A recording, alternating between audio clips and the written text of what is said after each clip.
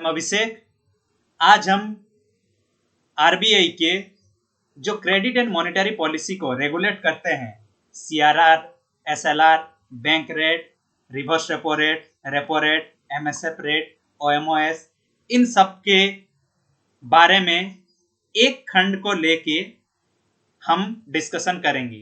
क्या है ये एक खंड? जो है कि हमारा सीआरआर। आज सीआरआर के ऊपर हम टोटल डिस्कशन करेंगे। ये सीआरआर है क्या और सीआरआर से हमारे लिए, आम जनता के लिए क्या उपयोग है, और ये जानने के लिए हमारे भारत के अर्थनैतिक पॉइंट ऑफ व्यू से भी क्यों जरूरी है, ये हम देखने की कोशिश करेंगे और सीआरआर को पूरा डिटेल्स में समझेंगे, पूरे आसान भाषा में। CRR, cash reserve ratio.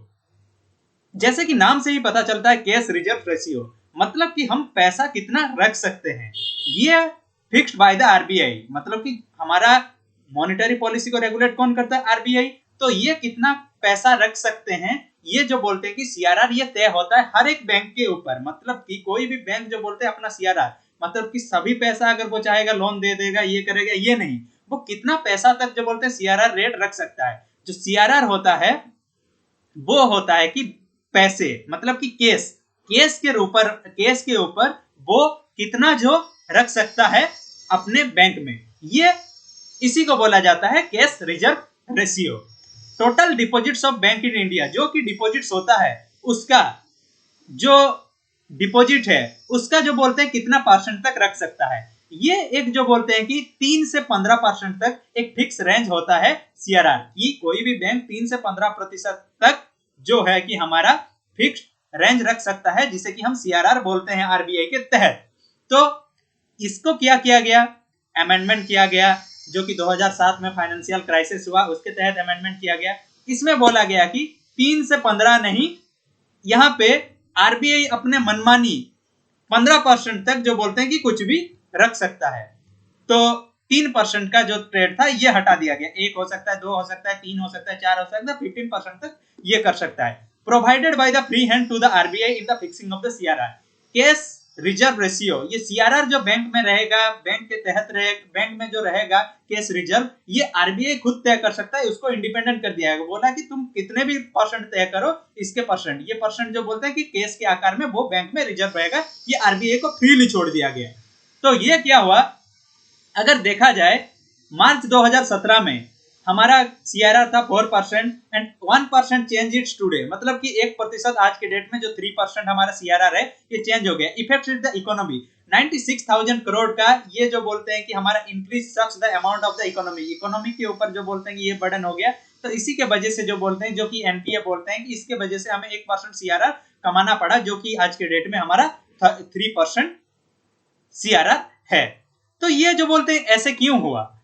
3 से 15% से हटाकर आरबीआई को फ्री हैंड कर दिया गया। 1 से 15% के अंदर कुछ भी रख सकते हो। ये कौन से, कोई भी तो सुझाव दिया होगा।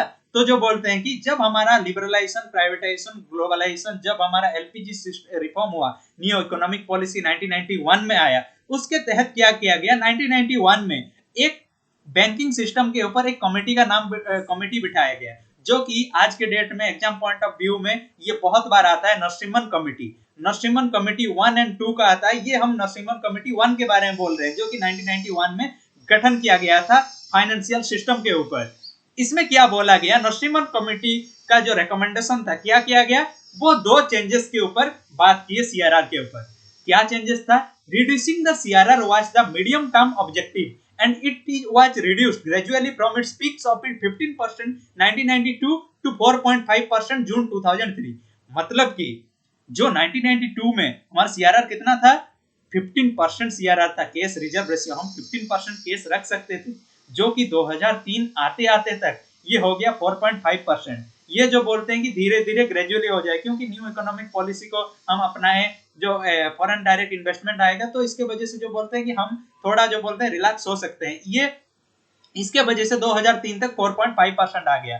फिर जो बोलते हैं कि आरबीआई अमेंडमेंट एक्ट, आरबीआई में फिर अमेंडमेंट किया गया 2006 जून को, जो ये जो बोलते हैं ये एक्ट पास हो गया।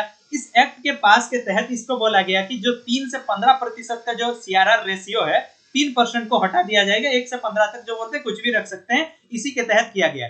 तो ये क्या हुआ, जैसे कि बैंक को डिवाइड किया गया है दो टाइप का, शेड्यूल बैंक्स के लिए बोला गया है, नॉन शेड्यूल बैंक के लिए नहीं, ये सिर्फ शेड्यूल बैंक के लिए बोला गया है। आप मेरे पहले वीडियो में बैंकिंग सिस्टम इन इंडिया के ऊपर schedule bank and non schedule bank के ऊपर मैं बना चुका हूं, तो ये शेड्यूल बैंक के बारे में वहां पे देख लीजिएगा, पूरा डिटेल्स में है। तो यहाँ पे क्या किया गया कि शेड्यूल बैंक के ऊपर ये रख सकते हैं 1 से 15%, ये आरबीआई को फ्री हैंड कर दिया गया। Payment of interest by the RBI on the CRR money, मतलब कि जो सीआरआर का जो केस रिजर्व है उसके ऊपर जो इंटरेस्ट लगेगा to the schedule bank started in the financial year, ये जो बोलते शेड्यूल बैंक के ऊपर जो सीआरआर केस रिजर्व रेशियो है उसमें जो इंटरेस्ट लगेगा ये कब से शुरू हो गया, 1999 से 2000, मतलब कि 1999 से 2000 इसके बीच इस फाइनेंशियल ईयर में ये शुरू हो गया। तो जिसके वजह से बैंकिंग जो बोलते हैं कि स्लो डाउन में, in that way the banking slow down, मतलब कि उसी वक्त से 2000 के वक्त से बैंकिंग स्लो डाउन में, नहीं तो पहले देखिए 15% केस रिजर्व रेशियो था। तो इसी के वजह से RBI discontinued the interest of the payment of the mid June 2002, मतलब कि जो RBI discontinued interest payment from the mid 2002 के बाद जो बोलते हैं इंटरेस्ट रेट में कटौती चटौती ऊपर नीचे होता गया, इसी के वजह से ये हुआ। तो मेनली अगर क्वेश्चन में आया what is CRR cash reserve ratio, कितना परसेंट आज के डेट में भारत में है, 3% है। ये जो बोलते हैं कि पहले 1992 में कितना था, 15% था, क्यों कमा, हमारा इसी के वजह से कमा जो कि हमारा न्यू इकोनॉमिक पॉलिसी आया इसी के वजह से। और कौन से कमेटी का रिकमेंडेशन था, ये हमारा नरसिम्हन कमेटी का रिकमेंडेशन था। ये था टोटल हमारा सीआरआर के ऊपर। Thank you.